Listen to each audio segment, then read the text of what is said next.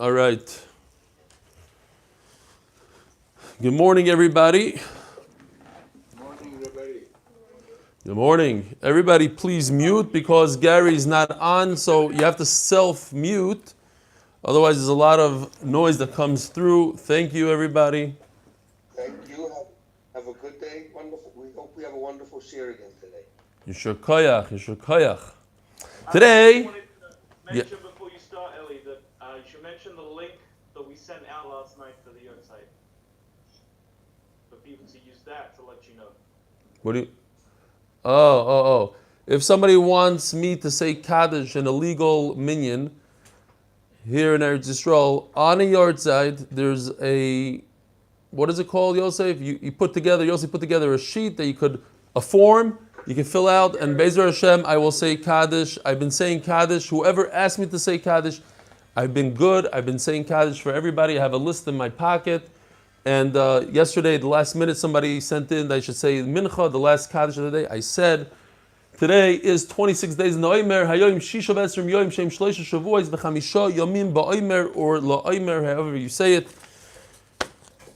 All right, so we have an email from, I've been missing these guys, the Manchester Chevra. Where have you been? From Yankel Shepherd. The cover of Eli Shlita, a gracious shkoyach for your beautiful clear shir, as a newcomer from Manchester, England. It's been a while. I haven't made fun of them in a long time. I think ever since this whole quarantine, I haven't been making fun of people that much. It's Nair Va'im. I have to do tshuva. Shkoyach, I hope you are able to send me eventually like a Geshmaka Manchester kind of email, not one of these boring ones. I listen to your shir on a daily basis. Thank you again. Shall be zoichet to be marbitz Torah to many more talmidim in good health. Kol tuv, Yankel Shepherd. You guys know Yankel Shepherd? Anybody? Don't know. Okay. Rabbi, if my wife heard me read this email, she would kill me. We just got it in literally this morning. My name is Mendel Mitz, M-I-T-Z. I'm from London originally, but I now live in Buenos Aires, Argentina. My wife is from here. I've been watching and listening to Rebelli Daf Yomi shir recently every day on YouTube. I was looking for a good shir, Chavrusa since we've been in quarantine, and his was the first one that came up on YouTube. He has the most subscribers and views out of all Daf Yomi shiurim posted on YouTube, which I believe this is due to his and your team's credit. The shir, this was written to Yeshua. The shir is clear and entertaining, unlike other shiurim posted on YouTube. Hope she's not listening. She'd destroy me. On YouTube that are boring and not so clear. The videos, the website, the app, the whole technology side of it is very well done. The entire service is efficient. We have a big team. I want to put up a thing. I wrote it down.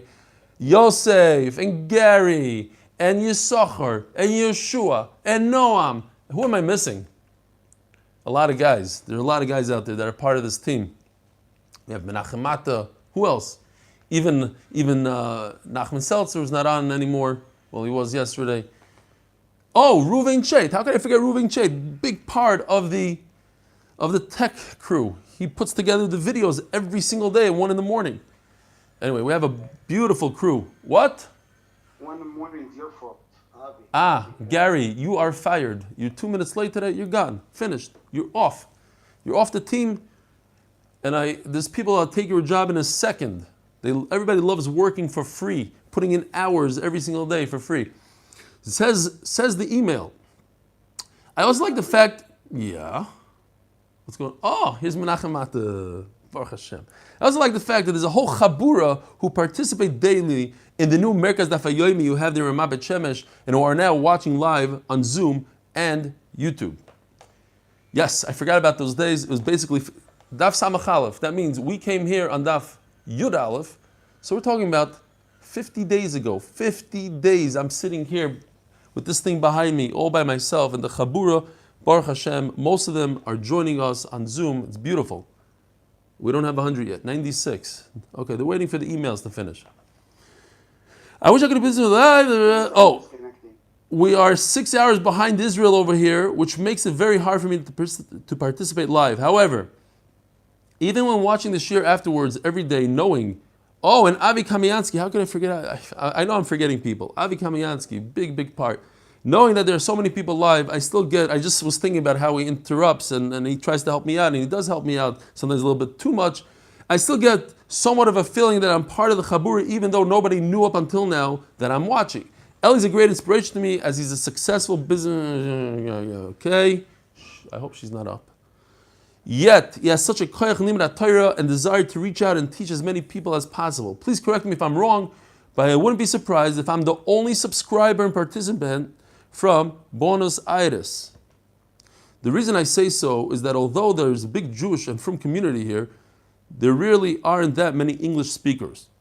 Okay, so we have our guy from Buenos Aires. Please email this message to Eli. I'm sure it'll give him some nachas. It gives me nachas, but it does not give my wife nachas at all. Keep up the good work. Your sheer participant in Buenos Aires, Argentina. Warm regards, Mendel Mitz. Yishkoich Mendel. Do we have time for another one? A very short one, okay. Shalom, Shavua Tov, Shmi Uriah Malka, Gar בנתיבות, חבר של שמחה קורנבלוט. חזרתי מחו"ל לפני פסח, ומאז אני מקשיב לשיעור מאוד נהנה. תודה רבה לארגון. Who's Simcha Kornblut? Is that Doron's son? Anybody? I don't know who's Simcha Kornblut. I know we have like 4 Kornblut. Yeah, that's your son? Doron is shaking his head, yeah? Yeah, it's Doron's son. We have 4 Kornbluts that watch. We have Chaim, David, and Daddy Kornblut, and Doron Kornblut. Not related to Doron. But Simcha, I guess, is somebody else who watches with Doron. And you know who Uriah Malka is? From Netivot? He knows him. Okay, beautiful. These will have to wait for a different day. All right. So today is Daf Samach, and we are holding, believe it or not, on Daf Samach. On the top, we had a contradiction. On the one hand, we had a ring that has a signet. I think I might have printed a picture. Yeah, here we go. Just in case you don't know what it looks like, there's a ring with a signet, and here's the guy signing. Don't look at these socks, that's for later. He's signing his document with a signet, Chassidish guy. On the one hand, it says, in our Mishnah, a woman should not go out into Rosh Hashanah with a ring that does not have a signet. The whole Mishnah is talking about Isur D'Rabbanan. So if it doesn't have a signet, it's Isur D'Rabbanan. Meaning, we want to be medayik that if it does have a signet, it's much worse. Then it becomes a da'iraisa. So the Gemara asks the question from the Mishnah in Kalim. It says in the Mishnah in Kalim, what's considered jewelry? A ring, whether it has a signet or doesn't have a signet. But it says mefurish that if a ring has a signet, it is jewelry. What's the issur of taking out jewelry into Rosh Hashanah? Only issur d'Rabbanan. Midaraisa, you're allowed to walk out with jewelry. Maybe you'll take it off and show it to your friend. That's called issur d'Rabbanan.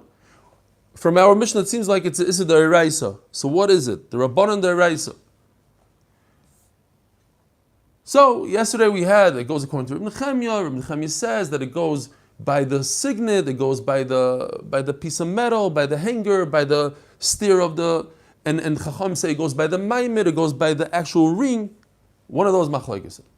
Rava Amar, we're holding 4 lines down. Litzdadim katani. So the way you read the Mishnah in Kalim is that it's telling us 2 halachas. It's not saying, oh, all rings are jewelry for women. It's saying rings are jewelry for women, but there's rings that have a signet and don't have a signet, and therefore some of them are jewelry for men and some of them are jewelry for women. Now what? If it has a signet, who signs these documents? These Hasidim guys. Men with beards and payas, they're the ones that sign. Women usually don't sign documents and stuff like that in those days, and therefore it wasn't. And anyway, what woman is going to walk around with some signature on her hand? She wants a diamond, she doesn't want a sig. So therefore it's considered jewelry for a man. And if it doesn't have a signet on it, then it's jewelry for a woman. Another pshat. Again, we have a contradiction. Be our next giveaway. What, a signet? MDY signet. MDY signets. Yeah. And then they'll say, we're the modernish chevra, we wear rings. Look at these chevra, oy. So, Rav Nachman Yitzchak has another pshat in the contradiction. We have a contradiction. Wait a minute. That response was way too quick. You actually have been thinking about this whole thing, haven't you, Eli? You can get me. That you can get, instead of that dung, that vessel made out of animal dung, you can get me a MDY signet. I might not wear it, but it's better. Yes, if you want to do shtick, that's better. Okay, you're on track now. And by the way, Avi, you can't just interrupt after Noam speaks. Once Noam speaks, we're good for 5 minutes. You know what I'm saying? Like, save your things. No, we can't. Says the Gemara. So we have a contradiction. Our Mishnah seems to say, going out with a ring on Shabbos with a signet is a d'oraisa. It's a burden. It's not jewelry. And the Mishnah in Kalim says, what's jewelry when it comes to be Mekabel Tumah? A ring that has a signet doesn't have a signet. In other words, it's considered jewelry. What's the connection? Mesechtes Kalim is talking about Tumah. Tumah kli ma'isa rachmana ukliu. When it comes to Tumah, you need one thing. You need to make sure that you're dealing with a vessel. You're dealing with a kli. What's considered a kli? If it has a signet, doesn't have a signet, but we're talking about Kalim now. We're not talking about jewelry. Shabbos hu masu rachmana. Shabbos is a completely different criteria. Shabbos is about, is it carrying or not carrying? Is it considered a burden or not a burden? If it's on your finger and it's beautiful, it's not a burden, it's jewelry, so you're allowed to carry it. If it's a burden, it's disgusting, it's a signet, it's a weekday thing, it's something you don't care about, so it's carrying. He says very simple. Just because in Mesechtes Kalim it's considered jewelry, it's jewelry to the point that it's a kli, that it's Mekabel Tumah. In Mesechtes Shabbos, we're dealing with, is this considered a burden or not, like we had for all our other things? Is this a bell for an animal? Is this a beautiful thing for a slave? Is this a signet is not something beautiful. A signet is something to sign documents with. Therefore, it's considered a burden, and it's also to go out with. It's a d'oraisa. Yes, so all these terutzim basically say the same thing. They're all issa d'oraisa, but for different reasons. One of the things we learned in the Mishnah, a woman should not go out on Shabbos with a pin that doesn't have an eye, doesn't have a hole. But, so she shouldn't go out with it. And we're talking about Issa d'Rabbanan. If she goes out with it, it's Issa d'Rabbanan. What purpose does it serve? If it doesn't serve any purpose, then it would be Asur Mid'oraisa. Now you're carrying something. You're carrying something that's a burden for you. So obviously, this needle serves a purpose. L'may chazia. Omer Rav Yosef, even though it serves a purpose, it's still Asur Mid'Rabbanan. She might take it off to show her friend. Omer Rav Yosef, hoyel v'isha igeres basara. So here comes the Gemara and says, look, what she would do is, so let's say she's wearing that tzvacha, she's wearing like that snood. And what typically happens is some of the hair naturally comes out. So she would take a needle and wrap the hair around the needle and then push it back into the tzvacha. So all her hair is covered. So it serves a purpose. Amalei Abayo. It should be like this guy right over here. You want to call it a garter, call it a garter. I'll call it a belt. These are socks, stockings, and in those days they didn't have the elastic bands, so they fell down. So what would they do? They wore some sort of belt around there to grab the socks.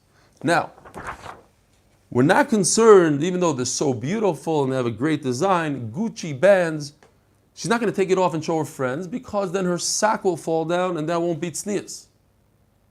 So therefore, she's mutter to go out with it. Derech Hagav, the Gemara sticks in the word tahira. You should know that it's tar, it's a kli that serves another kli. It's similar, Taisa says, to a ring that you have at the end of a frying pan that you hang a frying pan by, or any kind of pot. It's a ring, it's a kli for a kli. Tar, if it's all by itself, it's tar. We discussed it back then. If it's still attached to the frying pan, then it will be kabel tuma because of the frying pan. But if you remove that ring, then it's not really a kli, it's a kli for a kli. Great. Bai's question is, if she's using this pin to wrap her hair up, and she's doing it for tznius purposes, then there's no reason to be concerned that she might take it out to show her friend, because then her hair will fall apart, and she wants to be tznius. She doesn't want to show her hair. Elo, Tirgum Rav Ado, Norsha, Kamed Rav Yosef, interesting name. Rav Ado from Norsha said to Rav Yosef, Hoyel Bishu Chilekes Bosara. It has a purpose. She could do one of those beautiful parts right down the middle, the ones that are in style. She could part her hair, or she could comb her hair with it. It has a purpose. As the Gemara, B'Shabbos L'mei Chazia, so Rashi says something interesting. All the Rishonim jump on Rashi. What is he talking about? Rashi says, women, they don't comb their hair on Shabbos. But we learned it is mutter. Okay. What's the purpose? Why would she use this on Shabbos? You still need a purpose today on Shabbos. And if you don't have a purpose today on Shabbos, it's considered carrying. No, this thing, here's the needle. So here's your needle, and on top it has a nice little gold emblem. I don't know where he got this from, but this is what our Gemara is going to be talking about. During the weekday, she uses this part to comb her hair, part her hair, and then she puts it right into her snood, into her shade. Look at this. Also, a Hasidish lady. I guess Yoni, he's not really Hasidish. I don't think it's Hasidish, but Chas v'shalom, if it looks anything like, okay, whatever. Here's a nice vision. It's a lady wearing the snood. B'chol choylekes basahara, b'shabbos manichata keneged padachta. She'll put it facing her forehead. In other words, she puts it into her hat. And what's the concern? The concern is, look at my beautiful golden thing that my husband got me. And she takes it out and shows off to her friends. And she might walk, Dalet Ames, b'shus harabim. It's a tremendous chus. I'm looking now at Rabbi Schoenberg. I forgot about this. We have in our share such a hadras panim. Anybody see Rabbi Schoenberg? White beard, Erlechiyid, davens v'sikid every day. I miss him. I miss you guys. I'm amish do. But I'm saying he's sitting right in front of me. He's beautiful. He used to pipe in every once in a while. He's a mumcha in all these different things, in safras and in ink and in kashrus and all this stuff. And quiet. It's quiet here. All right. But Baruch Hashem, you're here on Zoom. Thank you. I don't know how you did this technology thing, but you're good at it. Baruch Hashem, you're here. Great. Says the Mishnah. Lo yeitzei ish b'sandal ha'mesumar. We're going into a whole sugya now about this crazy sandal that has nails on the bottom. This is basically what it looks like. Again. It looks like this? It's a comb? No. So then you take it. I'm not even turning it around for YouTube. Weiter. Okay. Here we go. This is sandal and mesumer. So what we have here is a piece of wood. This, I ruined it with the colors. This red wood-looking thing, beautiful mahogany wood, and a bunch of nails banged into here. Okay? Then you have this part is leather. You see the leather? And then in the back you had two straps that strap around your foot to hold in the shoe. Okay. What's the problem with a shoe that has nails? You're not allowed to wear it on Shabbos. Believe it or not, the Gemara says there was a Maisa Shahaya, people at one day, one Shabbos, they died from it, and they made a Gzeira, and it's an interesting Gzeira. It has to be exactly like that shoe, so that people don't remember that terrible story. You're not allowed to wear that kind of sandal on Shabbos. A person should not walk out with a single shoe on Shabbos if he doesn't have a wound. Now, the Gemara is going to discuss what foot exactly does he have the wound. Is he protecting his wound with a shoe? Or, a lot of people, when they break their legs, they wear a shoe on the opposite foot, but they can't wear the shoe on the broken leg, so they're walking around with one shoe. What happens when you walk around with one shoe? According to the second shot in Rashi, people make fun of you. They start laughing. Look at this guy, one shoe, the one-shoed guy. You're going to be embarrassed. You're going to take off your shoe and walk in Rosh Hashanah. Another shot is that if you walk with you have one shoe on your foot, people might think that you're hiding the other shoe under your clothing and you're carrying. Okay. I like the other pshat personally because I know how people are. That's what people do. They make fun of each other. Hey, look at this weird guy. He's wearing a weird shoe and only one shoe, and he's wearing a sack to shul. Terrible. Okay. V'loi b'tfilin. Okay, there's going to be a whole sugya about tefillin. You're not allowed to walk out with tefillin. We actually have, not that you need this, but once Yoni drew it, we might as well show it. This reminds me, today, you know, the nach guys, they wear kameyas. It actually says nach memu'uma kind of thing. But here's a guy wearing a kameya. It's like there's two types, but this one, let's say, has shemais on it. It's a combination of names of Hashem, and it's there to heal you. And we're going to see, as the Mishnah says, bisman she'einu minimum mumcha. It's not a professional one. If it's a professional one, and there's a whole sugya about that as well. What's a professional one that worked 3 times? It's a tested kameya. It actually works. Then there's no problem wearing it on Shabbos because it's no different than any other one of your clothing. But this one is a brand new one, untested. A guy made an advertisement. I'm a professional kameya maker. Come to me. I'll sell it to you for cheap. $200 for a couple of lines, and you're testing it out. That's carrying on Shabbos. None of this stuff. This is again Yoni. Kazda helmet, shiryoin, magafayim. You can't wear the boots, you can't wear the armor. Why? Because that's like going to war. It's uvdi d'chol. V'myatza, and all these things in the Mishnah, if you went out with them, einoi chayev chatos. You're not chayev chatos, it's in the Rabbanon. You walk out with your tefillin, it's in the Rabbanon. You walk with a kameya, the Rabbanon. Sandala mesumer my taima. What happened with this sandal that has nails? Omar Shmuel shalafia gzeira. It was a time of the gzeira. Hayu vayu nichbayim b'ma'ara. Rabbi say, I really think that this cave is right in front of our eyesight, right here in Ramah Bet Shemesh, right beyond Ramah Bet Shemesh, are the caves of Bar Kochva, and this seems to be the time. Right then and there by the Bar Kochva revolt, right? Doron, we're not that far from it. It's, maybe not even it's not walking distance, it's right here, 5 minutes away. They were hiding from the enemy.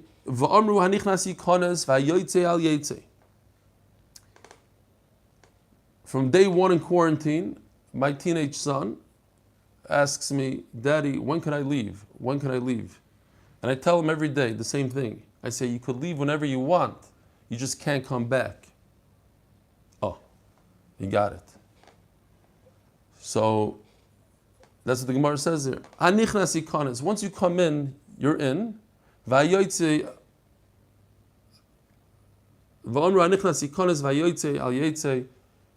You come in, stay in, you leave, you don't leave.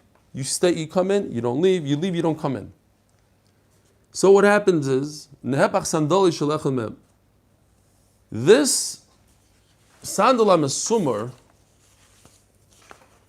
I don't know if you could, if you look closely over here, if you're a klutz, or let's say you don't want to, let's say you wore out some of these nails on this side, you walk heavy on your heel, so now you could actually put your foot in from here.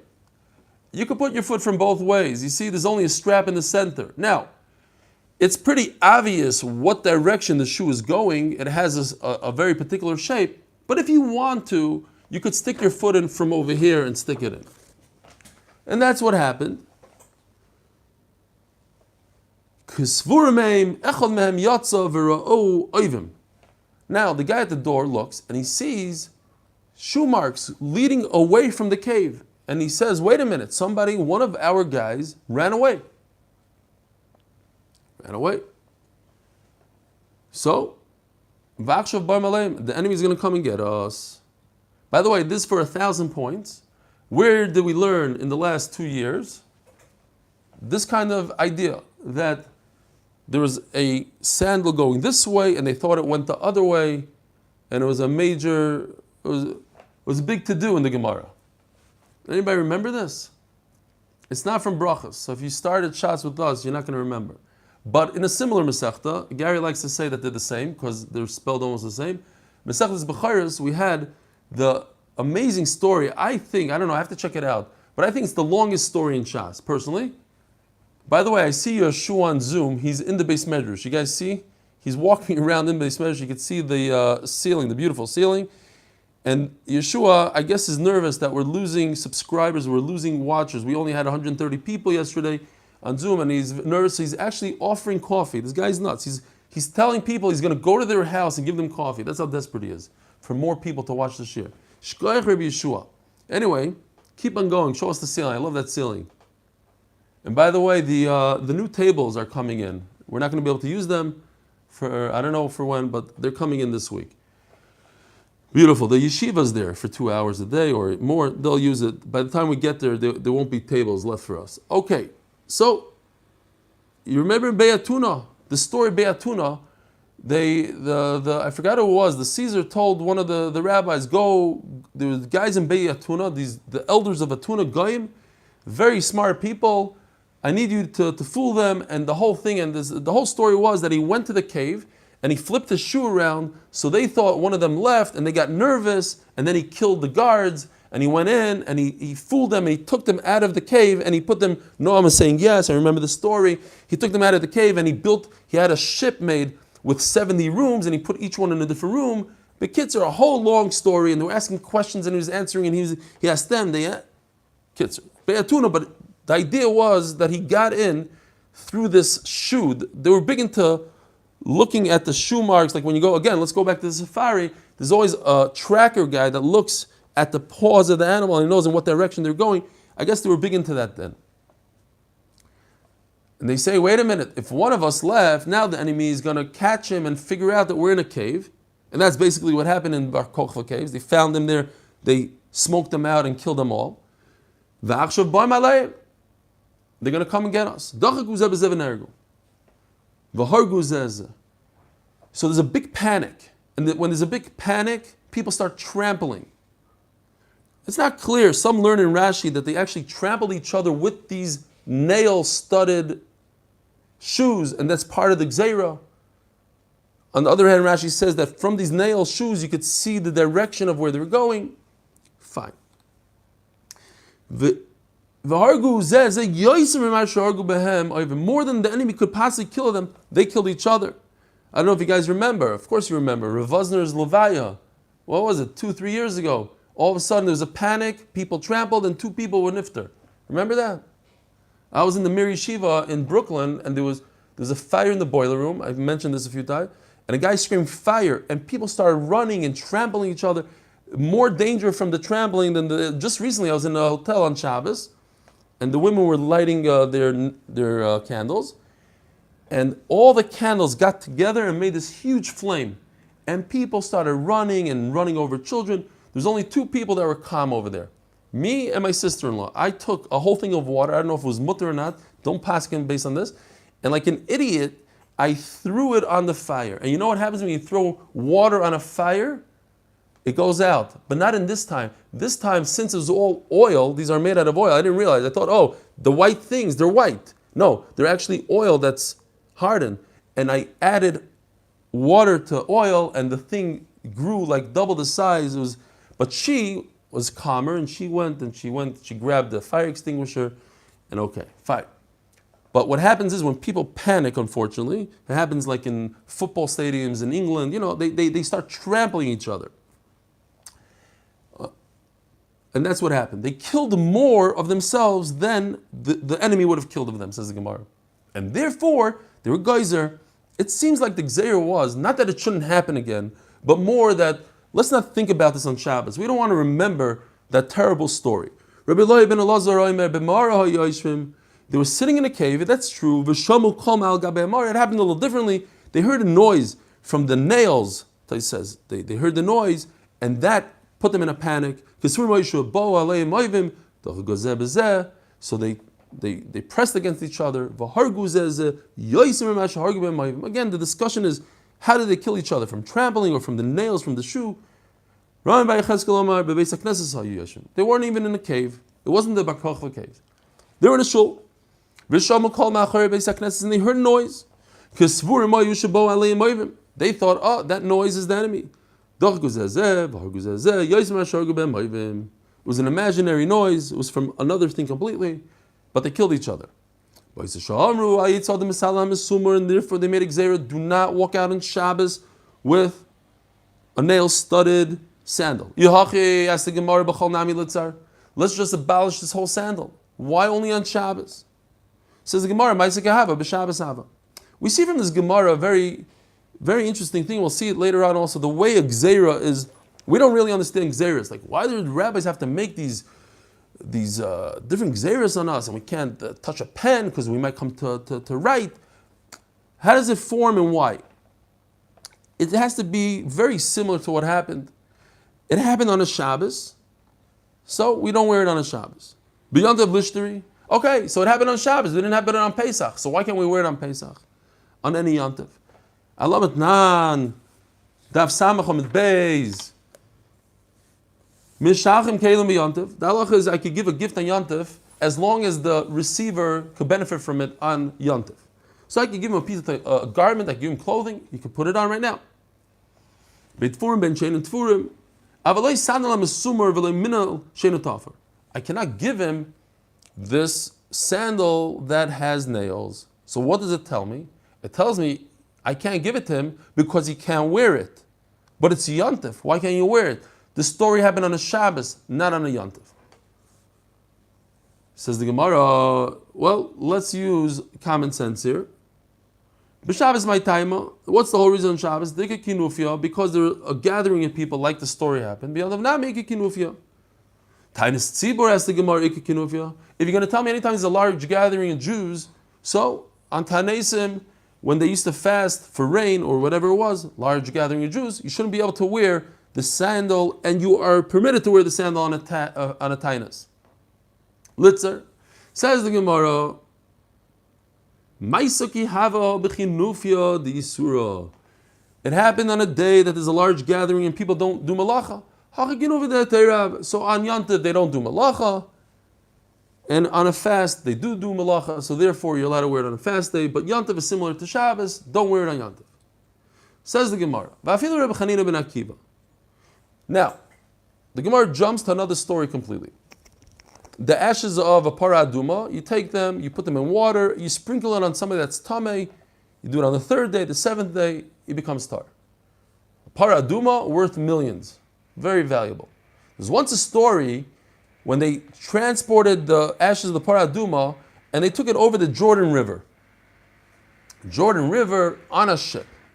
And all of a sudden they realized that on the ship there's a piece of mace. There's a corpse, one kazayis, ruined the water.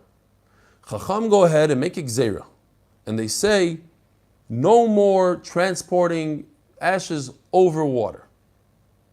Again, this gives us insight into a gzeira. Why? It's not going to happen again. We're not concerned it's going to happen again.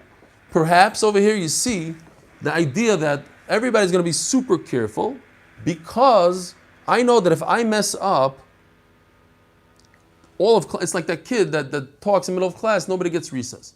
If I'm not careful with my ashes, even whatever it is, I put a little bit of ashes in, whatever it is, I mess up, all of Klal Yisrael is going to suffer. They can't transport the ashes over the water. Great. Eli, aren't they not geyser on a davar sheino shchiach? That's why I thought in the last case you brought up the issue that people are going to remember and they'll get sad. So that's something that's shchiach. They can get sad when they see a cleat. This isn't shchiach at all. Right. But I think the idea is, that's what I'm saying. That's exactly what I was trying to point out without going into your question.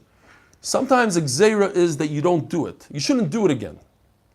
Okay, so on Shabbos, women like to show their jewelry, or they like to show their jewelry back. So there's a gzeira. Don't do it. Don't go out with jewelry. Because this is something that's shchiach. Great. We're not talking about shchiach here. People are not going to trample each other. How many times do we hide in a cave? So for that, 2,000 years later, I can't wear a shoe that has nails in it. Maybe I can't wear cleats, football cleats on Shabbos. The answer is, it's a commemoration. It's not a gzeira not to, that it might happen again. That's what I'm trying to say. We don't want to invoke the sadness that these nailed shoes bring to us. Nothing to do with, you might trample people. Right. So that's one thing. What the paraduma? So the paraduma is that, and then I explained something else over here. It's my own pshat. I don't know. I didn't see anybody else say it. But maybe it's to put fear in people. You have to behave. You have to make sure when you're transporting ashes, be careful, look, search. Yes, it's never going to happen again on a ship on the Jordan River. Let's go one step. Your question is going to be 1,000 times more in one line. That's why I preempted it. Says Reb Chanina ben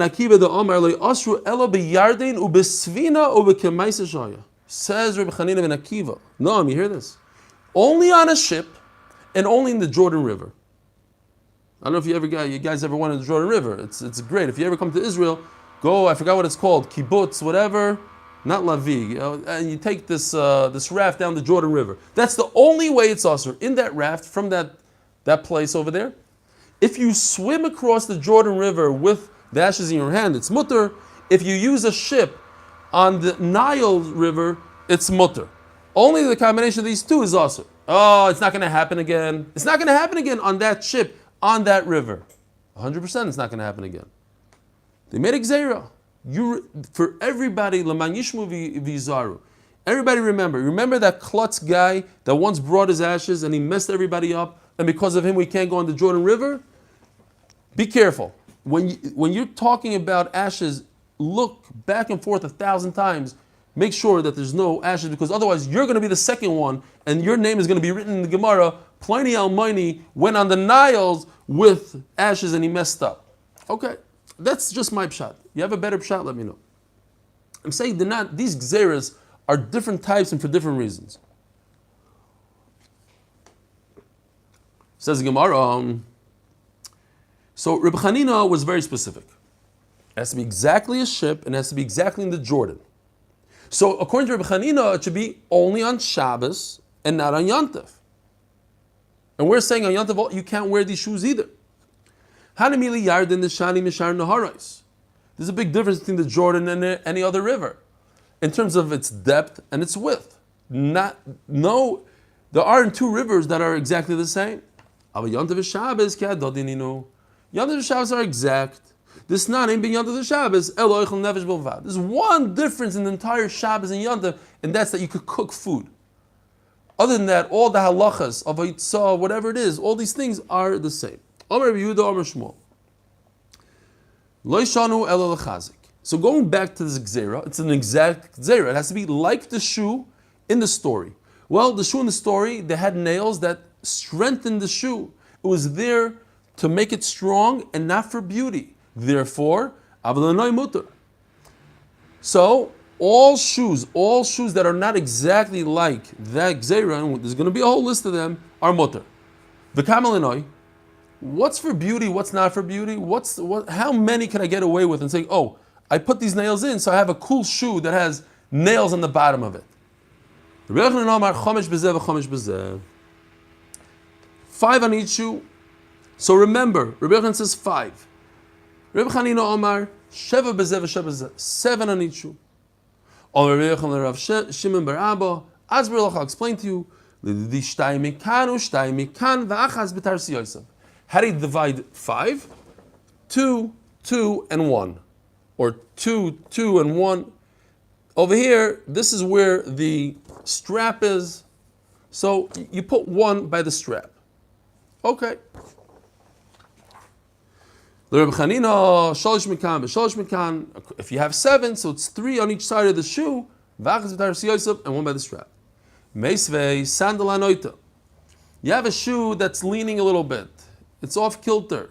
You rubbed it out on one side. You get 7. You're allowed to do 7 nails. Divi Reb Nosson. Reb Nosson says 7. V'Rebbe mater b'shloish. Rebbe says 13. As the Gemara Bishlam Reb Chanina, who says 7. Who da'amak Reb Nosson. They fit right. Reb Chanina says 7. Reb Nosson says 7. We have a match. El Reb Yochanan, who says 5. Da'amar Kaman. He doesn't fit in. What's a very obvious answer to this question? I'll read it again. Meisvei sandal hanoita, a sandal that's leaning, you do 7 or 13. The answer is because it's leaning. Leaning is not similar to the gzera. I have a shoe that needs to be fixed. I need to step it up. I need to put a platform on it. I put extra nails on one side and now I lift it up. So I could do 7, I could do 13. What's the connection to our sugya? Gemara talks about it later. Who the Rabbi Roy? No, Rabbi Yochanan, we could find a Tana just like him. We have a match. This is Anya Rabbi Roy Omer, Chamisha Mutter, Sheva Asur. So he says exactly like Rabbi Yochanan. You're allowed to have 5. That's all within the category of Noi. You are the Talmidim of Rabbi Yochanan. All you guys from Eretz Yisrael, you could do 5. Anan, we could be more makel. Rabbi Chanina, we'll go with 7.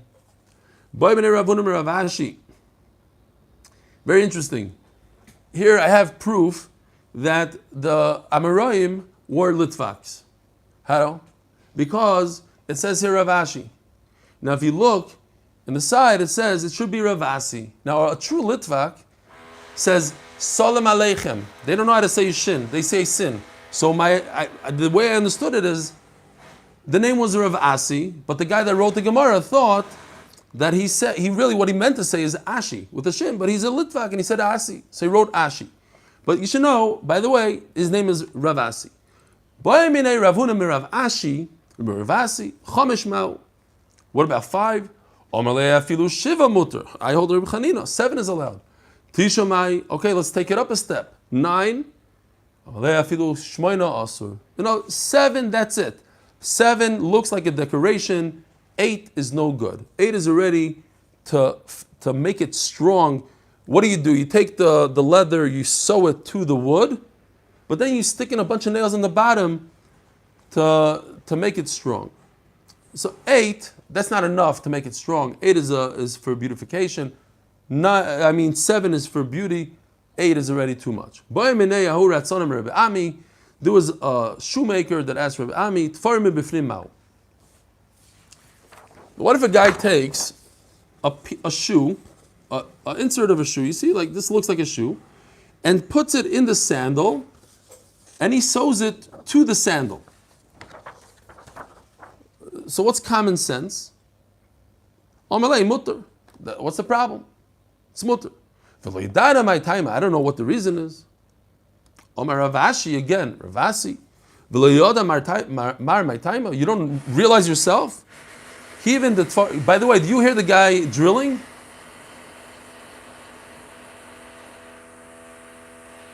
If somebody could call up Sofer and tell him to stop building a pergola, it would be great. You have Sofer's number, Avi? You don't hear. Okay. What? I don't hear him. Noam hears. Oh, Noam hears him from his house. Noam, you hear him from... Okay. Noam lives right below him. No, but Noam's from the Chasha guys. He has a house. We have apartments. What? Okay. Says the Gemara. So what's the reason? Why is it mutter? It's a shoe. The whole gzeira was on a sandal. This is a fancy shoe. Look at it. It has an insert, everything. There's a new style. You have a shoe within a sandal. It's great. What if you used a staple? You didn't use a nail. Use staples. Yeah, they use it today. That's how they make a sukkah, the panels. They use staples. In cardboard boxes, they use staples sometimes. Omerlei mutter. It's not similar to the gzeira. The gzeira was a nail. Itmanami, especially if you learn like those in Rashi, that the people were trampled and killed by the pointy nails. This is the opposite. This goes inwards. It has a flat surface. It can't kill anybody, so it's not a problem. Says Mefurish, Kalbus, staple is okay. What if he went crazy with the nails? He just plastered the whole bottom of his shoe with nails. Yes. I'm listening. Look who's here. Yeshua with coffee. Hold on, let's get some YouTube for that. But we got to go. Where is he? Top of the screen. The guy in green is delivering coffee. Unbelievable. We got some crazy guys. We got great Chaver Rabbi inside. Yeshua Aaron Price, in charge of coffee, and he's feeling sad. He hasn't served coffee in 50 days. All right. Smells good. Smells good. We could taste it on Zoom. So 1 minute, you're the only crazy guy that took him up on the offer. He said, yeah, I would like coffee. I don't think he gave it, he didn't deliver anyone else. Okay, but it's good, it makes him feel good. V'chulu. Yeshua, where are you? Say hello. It's fine. We got to go. We just ran out of time. It's 8 o'clock. Says the Gemara, so if a guy plasters the whole bottom of his shoe with nails, it's full of nails. He's doing it so that his shoe doesn't rub out. Great idea. Mutter. It's not like the Gzeira. A person should not walk out with a sandal that has nails. He shouldn't go from house to house. The Gzeira is so strong, even from one bed to another. In other words, you can't even walk 4 feet to another bed. It's usher. However, you could use this shoe for other purposes, not to put it on your foot, but to cover something. Remember, we had an egg on the bottom of a bed to lift it up. So now you're using the sandal. Reb Elazar, the son of Reb Shimon Bar Yochai, coming up on Lag Ba'omer, says it's usher. Why? Because you might take it off the kli that you're covering and slip it on your foot by mistake and wear it. 2 cases. A guy had a shoe with 20 nails in it, 11, the roiv, 51% fell off, or let's say he has 4 nails left or 5 nails left, mutter. Rebbe Meir Matar Hat Sheva, Rebbe Meir says 7 is okay. Chipo ba'ar milamato, v'kava lo masmeres milamalo. If he covered the whole bottom with leather, and then he put nails on the top, mutter. Asokim kalbos, that's our halacha that we learned before. You put in staples, oikim in tas, he does a bar, oikim in yased. Different types of nails. This is a typical nail, this is a wide nail, and this is like it looks like a steak. Put it in.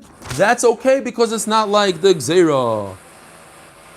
Oy, and this is our sugya. Oy shechipo kula b'masmer ois kedei shelo yitei karka echaltoi mutar. And if you put in the bottom is mainly all nails, even though many nails are there, it's okay. Let's just, we're running out of time here, so let's finish up a little bit. Let's take the case. You have 20 nails on the bottom, most of them fell out. In other words, 11 fell out, I'm left with 9. 9 is mutar, because most fell out. So if you continue 1 second later, it says, well, if you have 4 or 5, it's mutar, meaning 9 is aser. It's a contradiction, minei obey. What do we do? Interesting